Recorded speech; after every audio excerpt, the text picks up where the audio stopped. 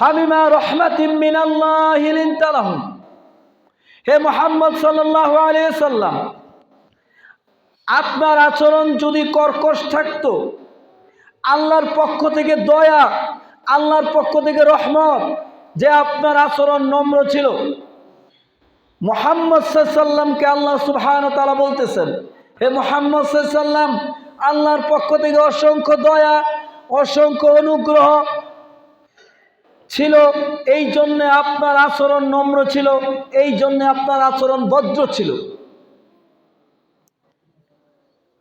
ওয়ালাউ কুনতা ফাজ্জান গলিযাল কলবি, আপনার আচরণ যদি খারাপ থাকতো, আপনার আচরণ যদি কর্কশ থাকতো, তাহলে আপনার কাছে মানুষ থাকতো না, আপনার নিকট থেকে লান ফাদ্দু মিন হাওলি, আপনার নিকট থেকে মানুষ চলে যেত।